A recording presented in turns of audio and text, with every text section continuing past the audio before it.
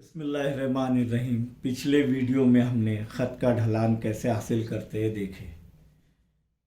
Tan निस्बत मुसल्लसियाती tan निस्बत से हम हासिल करते हैं। यहाँ पर अगर हम देखें तो टैन सिफर बराबर सिफर होगा, टैन 30 बराबर 1/3 होगा, टैन 45 बराबर 1 होगा, टैन 60 बराबर जज़र 3 है और टैन 90 नाकाबिले तारीफ यानी तय नहीं कर सकते उसकी कीमत। तो आइए यहाँ पर मश्की सेट 5.3 का पहला सवाल, झील में ख़त के ज़रिए एक्स महवर की मस्बत सिमत बनाए गए जाविये दिए हुए हैं। मस्बत सिमत में बनाए गए जाविये दिए हुए यानी मस्बत जवाब आएगा। इनकी मदद से इन ख़त के ढलान मालूम कीजिए। बहुत आसान है। नंबर 1 क्या है? 45 दर्जे। तो हमें जवाब में हल में सवाल नंबर 1 का 1 में ये लिखना पड़ेगा कि कोई ख़त के ज़रिए एक्स महवर के मस्बत सिमत में बनाया गया जाविया, और वो जाविया क्या है? थीटा बराबर कितना है? 45 दर्जे।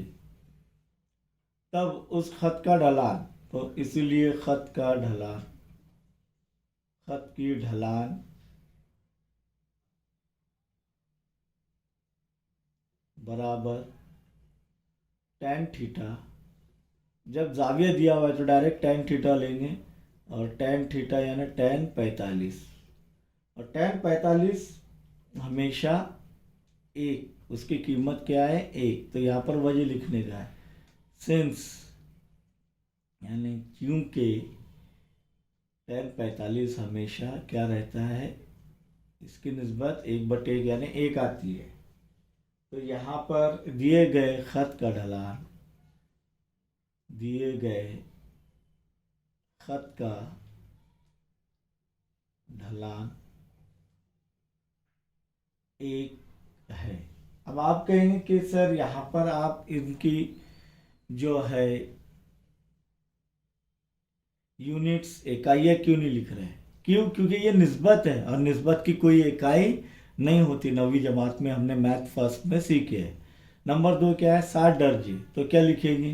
किसी ख़त के ज़रिए एक्स महवर के मस्बत सिमत में बनाया गया जाविया थीटा बराबर 60 दर्जे। इसीलिए ख़त की ढलान बराबर टैन थीटा, क्योंकि जाविया दिया हुआ है इसलिए टैन निस्बत हासिल करेंगे। तो टैन 60 दर्जे क्या है? जज़र 3। वजह लिखेंगे यहाँ पर टैन 60 यानी टैन 60 दर्जे बराबर जज़र 3। इसीलिए दिए गए ख़त की ढलान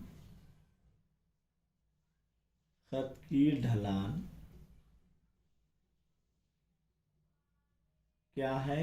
जज़र 3। ओके। तीसरा दिया हुआ है 90 दर्जे। किसी ख़त के ज़रिए एक्स महवर के मस्बत सिमत बनाया गया जाविया थीटा बराबर 90 दर्जे। इसीलिए ख़त की ढलान बराबर टैन थीटा बराबर टैन 90। और टैन 90 क्या है? टैन 90 तय नहीं कर सकते, इसकी कीमत तय नहीं कर सकते।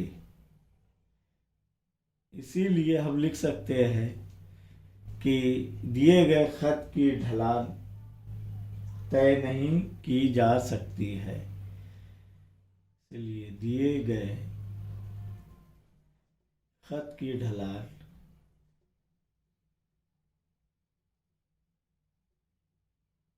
तय नहीं कर सकते हैं या तय नहीं की जा सकती है।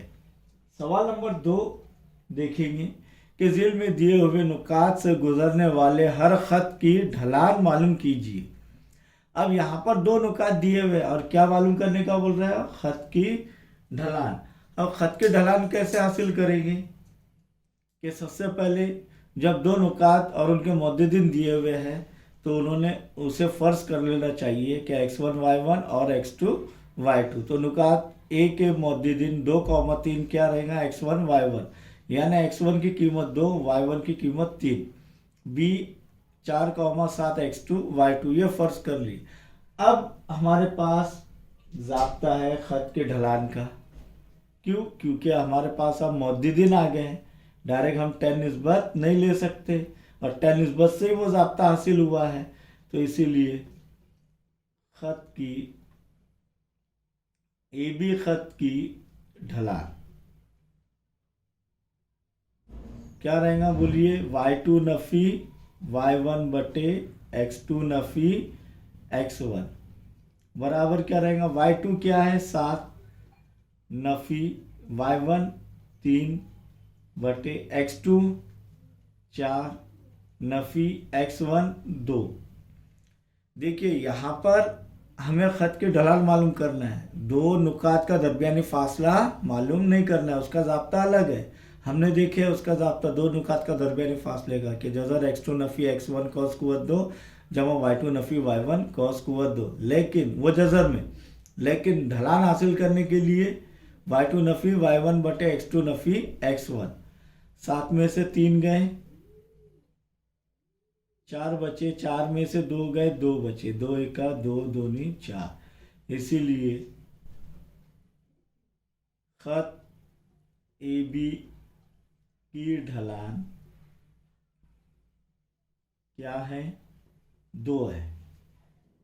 यहाँ पर देखेंगे नुकात पी और क्यू जिनके मौजूद नफ़ी 3,1 क्यू 5, नफ़ी 2, और सवाल क्या है, खत की ढलान मालूम करने का बोल रहा है, दो नुकात का दरमियानी फासला मालूम करने का नहीं बोल रहा है। तो सवाल पर गौर करना चाहिए आपने पहले कि क्या मालूम करना है। तो खत के ढलान के लिए क्या ज़ाब्ता है, जब दो नुकात के मद्देदिन दिए हुए तो y2 नफ़ी y1 बटे x2 नफ़ी x1। तो इसीलिए ये हमने P के नुकात नफ़ी 3,1 x1 y1 फर्ज कर लिया और Q के नुकात 5, नफ़ी 2 x2 y2 फर्ज कर लिया। इसीलिए खत PQ की ढलान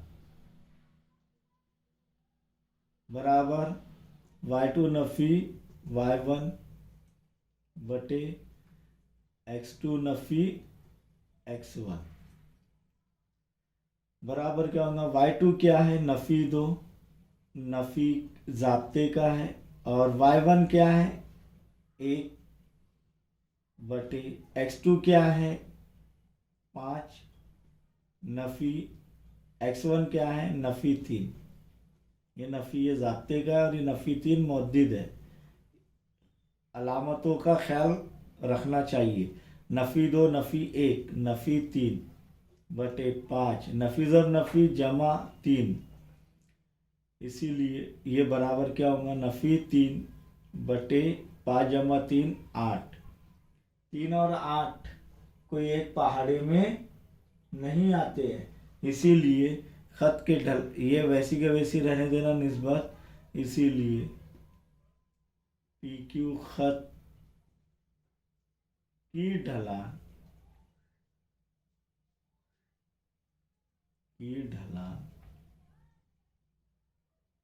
बराबर नफ़ी 3 बटे 8। अब सवाल नंबर 2 के 3, 4, 5, 6 आपने हल करना है, या हम हल करेंगे, यहाँ पर रहने दो, हम ही हल करेंगे इंशाअल्लाह।